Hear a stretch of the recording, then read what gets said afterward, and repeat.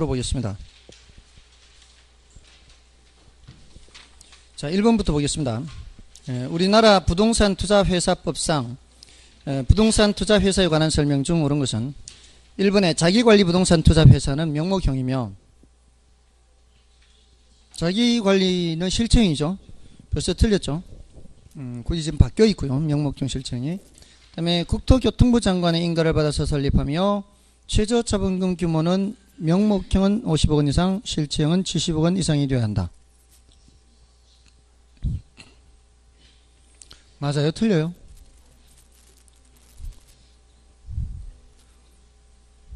모르면 패스.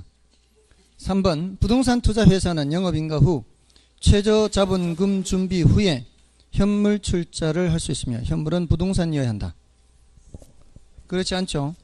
부동산과 관련된 권리도 된다 그랬잖아요. 그 다음에 자기관리 부동산 투자회사와 위탁관리 부동산 투자회사는 처분 제한 기간의 적용을 받으나 기업구조조정 부동산 투자회사는 처분 제한 기간의 적용을 받지 않는다. 맞죠? 자기관리 부동산 투자회사의 설립 자본금은 3억 원 이상이고 위탁관리 부동산 투자회사와 기업구조조정 부동산 투자회사의 설립 자본금 5억 원 이상이다. 이거 바뀌어있죠? 그러면 2번이 틀렸다는 얘기인데, 예? 발기설립이라고 했죠. 발기설립. 인가를 받아 설립하는 게 아니라 발기설립이잖아요. 맞아요? 자, 그래서 틀렸어요. 그 다음에 2번. 그러니까 이런 거는 기억을 잘 할 것 같은데 기억을 잘 못해요. 다음은 우리나라 부동산 투자회사법의 규정에 관한 설명이다. 옳지 않은 것은 부동산 투자회사는 영업인가를 받거나 등록을 한 날이죠. 등록을 한 날부터 2년 이내에 발행하는 주식 총수의 100분의 30 이상을 일반의 청약에 제공해야 한다. 맞죠? 이거는 맞고요. 그 다음에 자기관리 부동산 투자회사는 5명 이상의 자산 운용 전문 인력을 포함한 상근 임직원을 고용할 수 있으며 지점을 설치할 수 있다. 맞죠? 부동산 투자회사는 매분기 말 현재 총 자산의 100분의 80 이상을 부동산 관련 유가증권 및 현금으로 구성해야 한다. 100분의 80일 때는 세 가지 나와야죠. 그 다음에 자기관리 부동산 투자회사의 주주 1인과 그 특별관계자는 최저 자본금 준비 기간이 끝난 후에는 발행 주식 총수의 100분의 50을 초과하여 소유할 수 없다. 맞죠? 이제 이렇게 기억하시라 그랬죠? 이렇게 하시라 그랬잖아요. 50, 50 제한 없음 이렇게. 그 다음에 부동산 투자회사는 당해 연도 이익 배당 한도의 100분의 90 이상을 주주에게 배당해야 하며 이익 배당은 금전 배당으로 해야 한다. 금전 배당이 아니에요. 그냥 배당입니다. 배당. 그냥 배당하면 돼요. 그냥 100분의 90 이상을 주주에게 배당하여야 한다 해서 끝나는 거예요. 금전 배당이어야 되는 것은 아닙니다. 다음에 3번 정부가 부동산 투자회사 제도를 도입한 정책 목표에 관한 설명으로 틀린 것은 1번 소액 투자자들의 부동산 투자 기회를 확대한다. 가능한 얘기죠. 이게 이제 주식회사니까 여러분들 이게 부동산 투자회사가 지금 상장돼서 거래되고 있는 회사가 있는 거 아십니까? 상장돼서 거래되고 있는 부동산 투자회사가 있어요. 그래서 주식시장에 가서 사면 돼요. 이거. 그러니까 요즘 뭐 핸드폰으로도 하고 하잖아요. 컴퓨터로도 하고 사면 돼요. 몇 개 있어요. 몇 개. 그다음에 주택저당채권의 유동화. 주택저당채권의 유동화는 어디서 공부했죠? 주택저당채권의 유동화 어디서 공부했어요? 앞 시간에 했잖아. 앞 시간에 유동화 제도에서. 그거 할 때는 한국주택금융공사가 관련돼 있었잖아요. 리츠하고는 관계가 없어요. 리츠는 구조조정하는 회사에 부동산을 매입을 해줘서 구조조정을 지원하기 위해서 도입된 제도가 리츠 제도고, 유동화 제도는 은행들이 현금 마련하기가 힘들어서 쉽게 쓰러지고 하니까 그 은행들의 유동성을 높이기 위해서 도입한 제도가 주택저당채권 유동화 제도고, 그 제도의 도입 배경이 다르다고요. 아시겠어요? 그래서 2번이 틀렸어요. 그다음에 3번에 기업 구조조정 부동산 투자 회사를 통한 구조조정을 지원한다. 이거 맞고요. 그다음에 부동산에 대한 투기를 지향하고 건전한 투자를 활성화한다. 이거는 가능한 얘기고요. 그다음에 유동성이 결여된 부동산과 관련된 증권을 통하여 부동산의 유동성을 제고한다. 유동성을 높인다. 맞죠? 그다음에 부동산 프로젝트 파이낸싱 방식과 전통적 저당과의 차이점에 대한 설명이다. 틀린 것은 자 1번에 자금 대부는 자금을 대출해 준다는 얘기죠. 자금을 대출해 주는 그 단체를 자금 대부단이라고 그래요. 이거는 프로젝트 사업주의 전체 자산과 신용을 담보로 대출하는 것이 아니라 해당 프로젝트의 자산과 현금 흐름을 담보로 대출한다. 맞죠? 자, 요거는 조심해야 돼요. 해당 프로젝트의 자산과 현금 흐름은 담보 이렇게 해도 돼요. 이게 뭔 소린가 하면 이게 대출을 해주게 되면은 그 대출금으로 이제 개발 사업의 경우에는 건물을 지을 거 아니에요. 건물을 이렇게 올리겠죠. 건물을 올리면은 지금 대출해준 돈이 어디 들어와 있어요? 여기 들어와 있잖아요. 그럼 해당 프로젝트의 자산 요거를 담보로 할 수는 있어야죠. 맞잖아요. 요걸 담보로 하지 다른 물적 담보는 아니고 요거는 대출금에서 나온 거 아니에요. 요거를 담보로 할 수는 있어야죠. 그러니까 요게 바로 뭐예요? 해당 프로젝트의 자산이에요. 해당 프로젝트 자산. 해당 프로젝트의 자산과 앞으로 요거 분양하면 뭐가 들어와요? 분양 수익금 들어올 거 아니에요. 그거는 담보를 할 수 있다는 거죠. 됐나요? 자, 그렇게 해서 물적 담보가 없다 이 소리는 이제 다른 물적 담보가 없다는 얘기고 해당 프로젝트의 자산과 현금 흐름을 담보한다는 것은 맞는 말입니다. 그 다음에 프로젝트 파이낸싱의 금리는 일반적으로 일반 대출보다 높다. 따라서 자금 대보다는 부의 금융 효과를 얻을 수 있다. 부의 금융 효과는 누가 얻는 거예요? 사업주가 얻는 거지 대출해준 쪽에서 얻는 게 아니죠. 문장이 따라서 막 이렇게 하니까 굉장히 그럴듯해 보이죠. 항상 주체가 누군지를 봐야 돼요. 주체가 따라서 하니까 그럴듯하네 뭐 이렇게 넘어가면 안 되는 거예요. 자, 정리를 할 때 누구 입장에서의 장점인지 누구 입장에서의 그 단점 이런 걸 정리를 해야 된다고요. 됐죠? 부의 금융은 누구 입장에서의 장점? 사업주.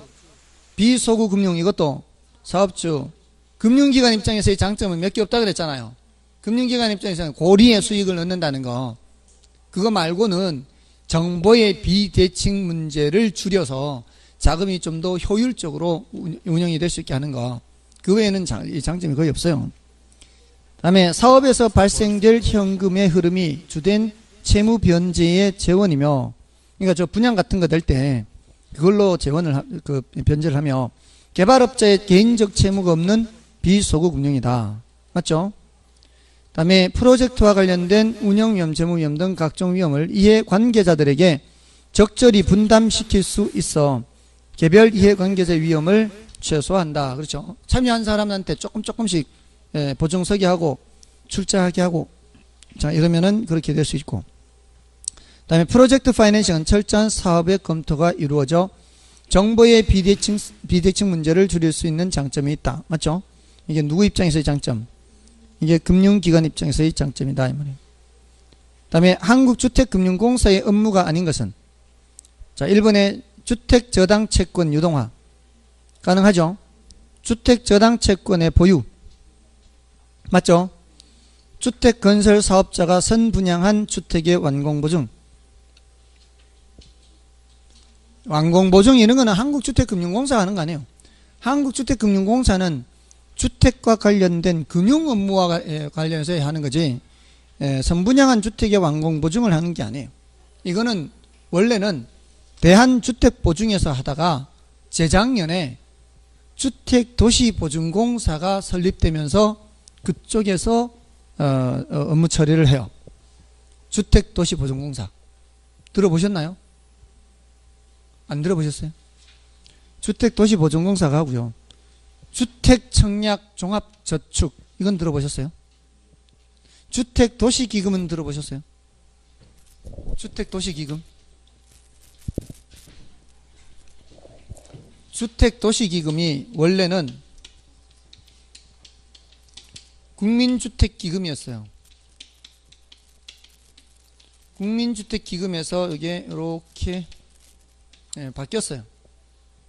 작년까지인가 재작년까지인가 여러분들 주택법이 공법의 시험 범위였어요. 그 주택법에 요 관련되는 내용이 국민주택채권. 국민주택채권은 들어보셨나요? 집 살 때 채권 사야 하잖아요. 자동차 살 때 사야 되잖아요. 그 사자마자 바로 할인하죠. 사자마자 바로 할인하면은 그 차액이 있죠. 차액. 할인 차액만큼이 열이 들어요. 열이. 주택도시기금으로 들어가요. 그리고 청약 주택청약 종합저축 있죠. 이것도 열이 들어가요. 로또 수익금 있죠. 일이 들어가요. 정부 출연기금도 들어가요. 이렇게 해서 이 돈이 모아져요. 이렇게 이 중에서 이거 할인한 금액이 비중이 제일 높아요. 그리고 여러 청약저축, 그 종합저축 같은 거, 청약통장 같은 거, 또 이게 출연금 같은 거, 로또 수익금 이런 것들이 이제 여기 들어가서 이걸로 국민 임대주택 또는 뭐 공공임대주택 이런 거 하고 이걸로 또 전세자금 대출해주고 은행 창구에 가면 왜 주택도시기금 전세 대출 창구 있어요. 이걸로 이제 전세 대출도 해주고 그러는 거예요. 자, 그게 이제 저 주택도시보증공사에서 이제 관할을 하는 거예요. 됐나요? 자, 다음에 이제 4번은 주택담보노후연금보증. 자, 요거는 한국주택금융공사가 하는 거고, 또 주택저당채권 또는 학자금 대출채권의 평가 및 실사. 자, 요것도 한국주택금융공사가 하는 겁니다. 그 실사 같은 거는 하는 거예요. 다음에 영목이지론에 대한 내용 중 가장 부적절한 것은 1번에 한국주택금융공사가 보증하는 주택연금은 고정금리가 원칙이며 부부 모두 만 60세 이상이어야 한다. 틀렸죠? 주택연금은 변동금리라 그랬죠. 그러면서 부부 중에 연장자가 60세 이상이면 되죠. 다음에 2번 정규적인 소득은 없지만 부동산을 보유한 노년층에서 활용할 수 있는 생활비 차입 금융대부 방식이다. 맞죠? 다음에 노년층의 보유주택을 담보로 자녀 생애기간 동안 연금의 형식으로 매월 일정액의 생활비를 지불받는다. 맞죠? 다음에 주택연금은 계약기간 말에 대상주택이 매도되거나 차입자가 사망함에 따라 종료되고요. 다음에 주택연금이 종료되면 담보부동산의 매도 등을 통하여 주택연금 지불액의 원리금 합계액이 일시불로 상환되는 겁니다. 이때 부족액이 있다고 하더라도 법정상 소견에게 청구하지는 않는다. 예외적으로 그 사람이 갖고 있는 다른 재산에 청구할 수는 있다. 자, 이제 나머지 이제 부동산 활동론 넘어가겠습니다. 자, 이제 부동산 활동론에서 132쪽부터 135쪽까지는 10분의 1이라고 했습니다. 이건 뭐 그렇게 중요도가 높은 부분은 아니고요. 부동산 이용 활동이죠. 여기서는 이제 용어 정리 정도만 하면 된다 생각하십시오. 이거는 이제 한 2번 정도 설명을 드렸기 때문에 이번 순환도 이거 그 단어 정도만 체크만 하겠습니다. 거기 이제 최유효 이용이라는 단어 있죠. 그 132쪽에 최유효 이용. 이 최유효 이용이라는 것은 이 복합 개념에 따라 법경기 요 3가지 관점에서 살펴보면 돼요. 무엇이 최유효 이용이냐 하면 이제 합법적인 이용이라 해야 되죠. 그 다음에 경제적으로는 수익이 가장 높아야 되겠죠. 기술적으로는 물리적으로 채택 가능해야 되죠. 물리적으로 불가능한 거면 안 되죠. 설계 같은 거 보면은 싱가포르인가? 이렇게 생긴 모양의 빌딩이 있죠. 이렇게 생겼나? 이렇게 하여튼 이렇게 생긴 모양 빌딩이 있어요. 설계를 이렇게 했어요. 이게 한쪽이 이렇게 기댄 것처럼 이렇게 설계된 게 있는데 이걸 우리나라 업체가 시공했다고 하거든요. 근데 이게 어려운 게 설계는 이렇게 있지만 구조 역학상 이렇게 버티게 하면서 이렇게 건물 짓는 것이 쉽지가 않대요. 물리적으로 별로 가능한 그런 구조가 아니래요. 근데 이걸 한국 업체가 어떻게 이제 기술을 어떻게 했는지 건설을 했다고 해요. 아무튼 이런 것들을 하더라도 물리적으로 가능해야 되고, 이 말이에요. 기술적인 부분에서는 물리적으로 채택 가능해야 되고, 경제적으로는 가치가 가장 높게, 수익이 가장 높아야 되고, 이건 법적으로는 합법적이라 해야 되고. 됐나요? 그래서 합리적 합법적 이용이며, 합리적인 것도 함께 집어넣기는 해요. 합리적 합법적이며, 그리고 최고 수익에 대한 경험적 증거가 있어야 되고, 물리적으로 채택 가능해야 되고. 됐나요? 그런 이용이 제유효 이용. 그 다음에 집약도라는 단어는 좀 알아두셔야 된다 그랬죠. 집약도는 노자토 이렇게 한다 그랬어요. 노자토. 노동, 자본 이게 분자로 가고, 토지 사용량이 분모로 가고. 이게 높으면은, 집약도가 높으면 집약적 이용이고, 집약도가 낮으면 조방적 이용이고, 뭐 이런 거고요. 그 다음에 집약 한계, 조방 한계. 집약 한계는 이용할 수 있는 최대한이죠. 조방 한계는 이용할 수 있는 최하한입니다. 이용할 수 있는 최하한이니까 요거보다 이용 못하면 이제 손실이 발생하는 거고요. 하한선이고, 요거는 이용할 수 있는 상한선. 이거보다 잘 이용할 수가 없어요. 그러니까 이때는 이윤이 뭐가 되는 거고요. 이윤이 제일 높게 되는 이윤 극대화하고, 이때는 이윤이 제로가 되는 거죠. 이거보다 이용 못하면 이제 손실이 발생하니까. 자, 이런 식으로 구별하면 되고, 용어 정도 기억하면 되는 거예요. 그 다음에 입지잉여, 위치가 좋아서 발생하는 이 한계 입지잉여가 제로가 되는 위치. 한계 입지. 됐나요? 자, 이러면 되고요. 다음에 지가 구배 현상 있죠. 지가 구배 현상은 소도시에서는 외곽으로 나갈 때 지가가 처음에는 급격하게 떨어지다가 외곽에 가서는 이제 완만하게 떨어지는 것. 소도시의 지가 구조 현상을 뭐라고 한다? 지가 구배 현상이에요. 지가 구배 현상. 지가 구배 현상. 대도시는 이렇지 않죠. 소도시가 이렇고요. 그 다음에 이제 10분의 1이라고 하는데, 이 10분의 1이 이 스프롤 현상에서 출제가 됐어요. 그래서 다시 이게 출제될 가능성은 약간은 낮다고 볼 수가 있고요. 스프롤 현상은 일단 뜻은 뭐예요? 도시가 무질서, 불규칙하게 평면적으로 확산되는 현상이고, 그 원인은 계획 부족이죠. 계획 부족. 계획 부족이라고 해놓으면 되는 거예요. 그 다음에 유형은 저밀도 연쇄개발 현상, 고밀도 연쇄개발 현상, 비지적 현상. 비지적 현상 하면 이제 개구리가 뛰는 것처럼 중간중간에 공지를 남기는 거고요. 저밀도 하면은 합리적 밀도 이하, 고밀도 하면은 합리적 밀도 이상. 그러니까 합리적인 밀도보다 높아도 문제고 낮아도 문제예요. 다 이제 스프롤이 되는 거다. 무질서하게 이용되는 거고요. 다음에 특징은 이제 여러분이 보시고, 대책이 개발 제한 구역 지정 있죠. 이런 스프롤 현상의 원인은 계획이 부족한 거고, 대책은 그린벨트, 개발 제한 구역 지정.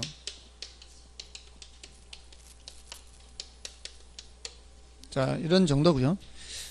다음에 침입적 토지 이용과 다음에 그 오른쪽에 직주분리와 직주접근.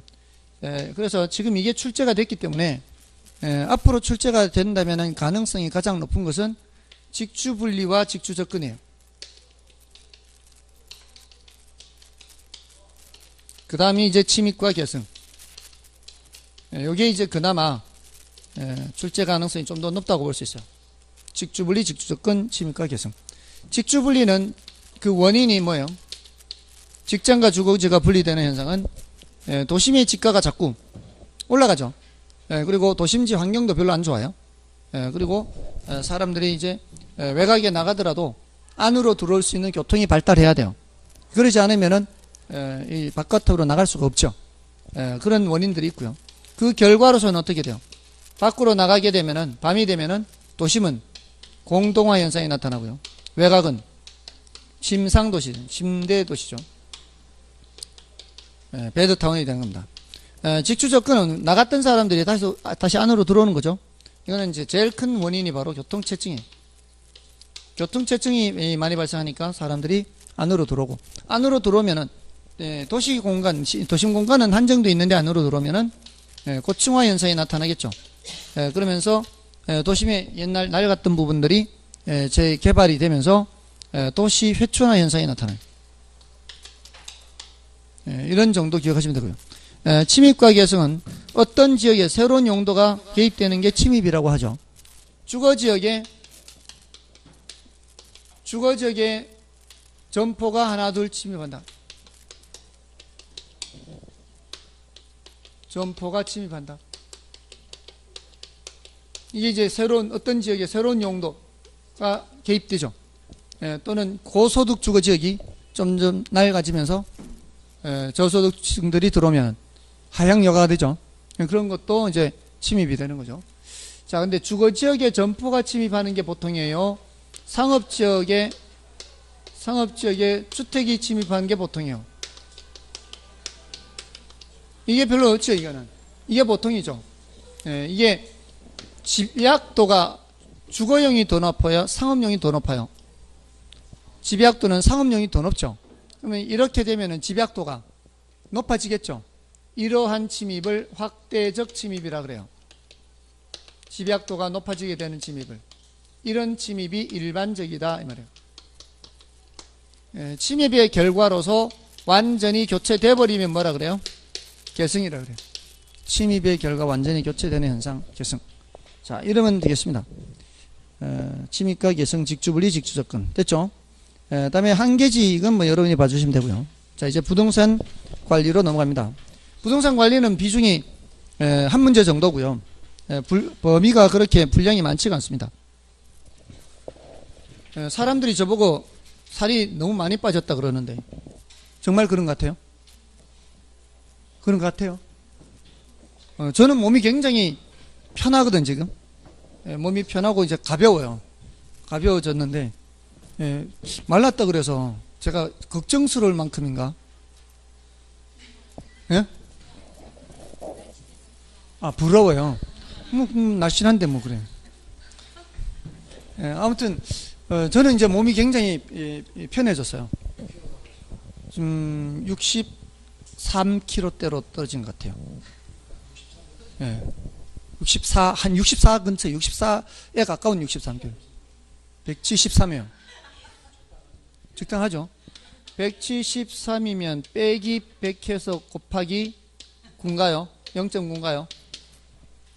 맞나요? 공식이? 빼기 100 곱하기 0.9 맞아요? 73 곱하기 0.9 하면은 39 27, 79 65. 조금 말랐네. 65.7이네. 그죠? 요겁니까? 딱 표준이네, 표준.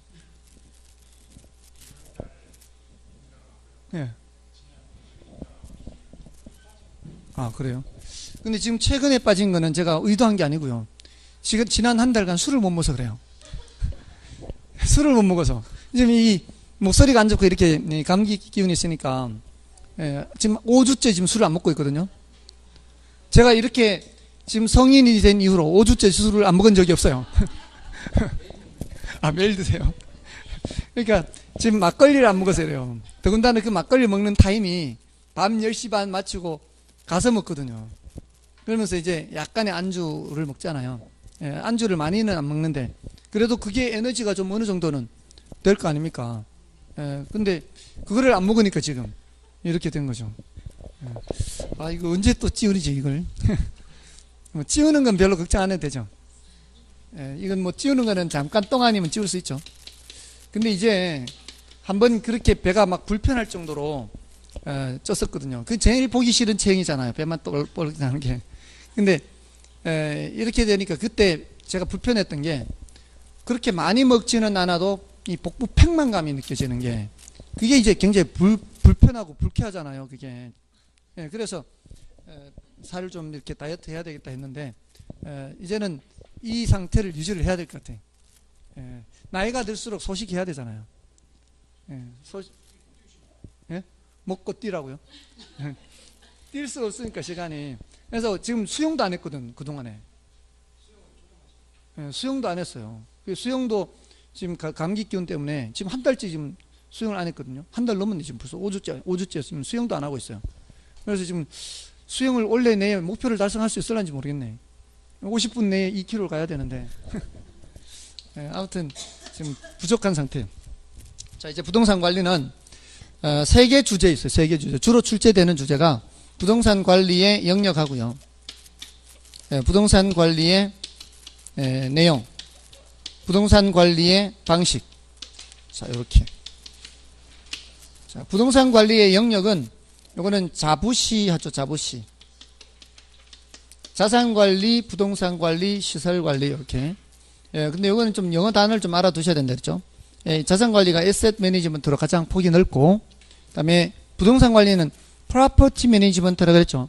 다른 자산은 신경 쓰지 말고 그 부동산에 초점을 맞추라 그랬고요. 그다음에 부동산 관리의 내용은 법경기 했어요. 법경기. 그다음에 부동산 관리의 방식은 자위혼하죠. 그래서 거의 대부분이 여기서 출제가 됐어요. 다른 데서 언급이 되긴 했는데 그 언급된 게 임차인 선정 기준 있죠. 임차인 선정 기준 하는 게 있었죠. 그 다음에 임대료 산정 방법 있죠. 자, 여기서 언급이 되거나 뭐 유지활동 이런 게 이제 있었어요. 유지활동 또는 이제 건물 생애 주기. 자, 이 중에서 건물 생애 주기에서 정답이 되도록 한 것은 딱 하나고요. 유지활동의 예방적 유지 또는 대응적 유지, 일상적 유지 이런 뜻을 물은 게 하나 있었는데 그것 외에는 얘네들이 언급이 돼도요. 정답 지문은 전부 다 여기에요. 그러니까 이게 총 이것까지 치면은 모두 14문제가 출제됐거든요. 그러니까 한 문제보다는 조금 더 많이 나왔어요. 근데 이게 건물 생애 주기와 관련해서는 이게 지문으로는 문제로는 2문제에 걸쳐서 출제가 됐는데 한 번은 여기에 해당하는 게 정답이 됐는데 한 번은 결국 정답은 여기에요. 얘네들이 등장하더라도 결국은 다른 내용들이 등장하더라도 정답은 어디서 나온다고요? 정답은 여기서 나온다고요. 그러니까 이거 위주로 공부를 하시라고 말씀을 드리는 거예요. 그러니까 이거를 확실하게 알면 다른 게 잘 보지 못하던 생소한 것이 나오더라도 정답 찾는 데는 어려움이 없다 이 말입니다. 자, 그 중에서 이제 부동산 관리의 영역에서는 자산 관리 하면은 이게 에셋이지 않습니까? 에셋 하면은 부동산만 있는 게 아니고 다른 자산도 있죠. 그래서 자산 관리하면 요거는 소유주의 뭐를 극대화한다? 부를 극대화한다. 소유주 입장에서 봐야 된다 이 말이에요. 그러니까 소유주 입장에서 다른 자산도 있으니까 다른 자산도 고려하면서 뭐를 관리하는 거예요? 부동산을 관리하는 거죠. 그러니까 이런 관점에서는 포트폴리오를 신경 안 쓸 수가 없죠. 다른 자산의 보유 비중이 너무 적으면 부동산을 매각해서 다른 자산도 편입을 해야 되고 너무 적으면은 다른 자산을 매각해서 부동산도 편입해야 되고 그러니까 부동산 매각 매입이 들어오는 거예요. 포트폴리오 들어오는 거예요. 그런 얘기가 이게 나올 수밖에 없죠. 그래서 그 항목에 지문이 있죠. 자산관리 안에 포트폴리오 이런 얘기도 있고 재투자 재개발 그리고 리얼의 부동산 매입 및 매각 이런 말 있지 않습니까? 자, 이해가 되는 그런 것들 위주로 먼저 보시고요. 다음에 디귿이나 뭐 미음 이런 것들은 좀 중요도가 좀 낮게 보시면 되겠죠. 근데 이제 부동산 관리 밑으로 내려가면은 이거는 프로퍼티 매니지먼트 이렇게 돼 있죠. 이게 이제 번역이 경우에 따라 달라질 수 있기 때문에 그래요. 이게 프로퍼티 매니지먼트 이렇게 하는 게 요거는 건물 및 임대차 관리 이렇게도 번역을 하기도 하거든요. 건물 및 임대차 관리. 자, 근데 이게 영어 단어는 늘 프로퍼티란 얘기요. 또는 재산 관리 이렇게. 자, 이거는 다른 자산은 본다 안 본다. 다른 자산은 안 보고 부동산에만 초점을 맞춘 개념이란 말이에요. 그러니까 어떻게 해야 하는 거예요? 이거는 부동산의 운영 수익을 극대화하는 거예요. 이게 초점이 이제 좁혀지는 거죠. 그 다음에 이제 시설 관리는 뭐예요? 제일 소극적 관리죠. 시설 관리. 퍼실리티에서 부동산 내부의 시설을 관리하는 거죠. 그러니까 얘가 가장 적극적 관리고 이게 가장 소극적 관리고 이거는 이제 시설 유지 관리니까요. 시설 유지 관리. 이거는 이제 법경기로 가자면은 기술적 관리에 해당하는 거다라고 볼 수 있어요. 유지 활동도 기술적 관리입니다. 기술적. 이것도 기술적 관리고요. 자, 이게 이제 자부시 하는 거고요. 부동산 관리의 내용 하면 뭐예요?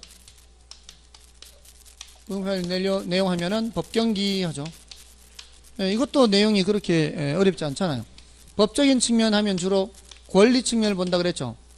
권리를 분석한다거나 권리 관계를 조정한다거나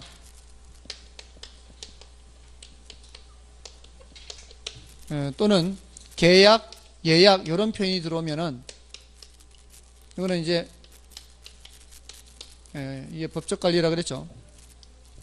그래서 이런 정도면 되고요. 여기서 이제 조심해야 되는 거는 토지 도난 방지 대책 이런 게 있다 그랬죠. 토지 도난 방지는 보통 도난 방지는 기술적 관리란 말이에요. 근데 토지 도난 방지는 토지의 경우에는 서류상의 문제죠. 그래서 이거는 법적 관리로 집어넣는다는 거. 그다음에 경제적 관리는 수익이나 비용, 가치나 가격 이런 얘기가 나와야 되겠죠. 경제적 관리는 다른 말로 경영 관리라고도 하는데 경제 경영, 이 경제 경영 이런 관점에서는 돈 들어오고 나가는 거, 가치 가격 이런 관점이잖아요. 그러니까 여기서는 회계 관리가 들어올 수밖에 없고요. 회계 관리는 다른 말로 이제 수지 관리라고도 할 수 있죠. 자, 여기서 조심해야 되는 거는 인력 관리죠. 이 부동산을 관리하는 인력을 어떻게 적재적소에 적정 인원을 배치함으로써 보다 효율적 관리를 통해서 수익을 극대화할 수 있느냐 이런 관점에서 보는 게 경제적 관리예요. 그 다음에 기술적 관리는 이거는 이 위생관리라든가 위생관리 또는 위생관리, 보안, 보전, 뭐 설비 이런 것들이 기술적 관리죠. 자, 이런 이제 이런 관리들 요거는 이제 좀 기억을 해 두시면 되겠고요. 이런 것들은 뭐 가장 이제 범위가 좁은 협의의 관리다 이렇게 얘기할 수 있죠. 협의의 관리. 협의의 관리는 기술적 관리. 근데 우리는 복합 개념에 따라서 모두 다 얘기를 해야 됩니다. 자, 이 정도면 되겠고요. 예를 들어서 이런 거 질문하더라도 어렵지 않죠.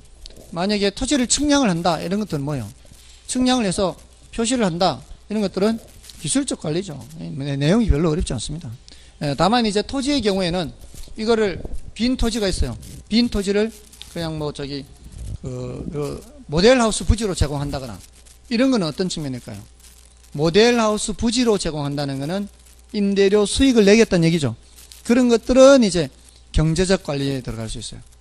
그런 것들은 좀 활용을 하는 거니까 토지를 활용하는 점에서는 경제적 관리라고 볼 수 있습니다.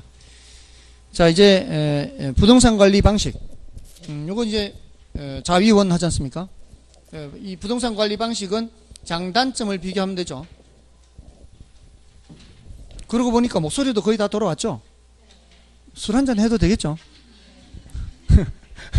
아니, 어제까지만 해도 약간 이게 침을 삼키거나 이렇게 물 같은 거 이렇게 먹을 때도 이렇게 고기를 쳐들면은 이렇게 하면 기침 났거든요. 이렇게 쳐들면 기침이 왔어요. 이게 어디 닿는가 봐요, 뭔가가. 근데 오늘 조금 이렇게 더 매끄러워졌어요. 그러니까 이 목의 표면에 뭐가 이렇게 붙어 있다는 느낌이었다면, 거칠거칠한 느낌이었다면 오늘은 이렇게 그런 게 없어진 느낌. 너무 좋습니다. 드디어 이제 막걸리 한잔 할 수 있어요. 부동산 관리 방식. 자, 이거는 자위혼.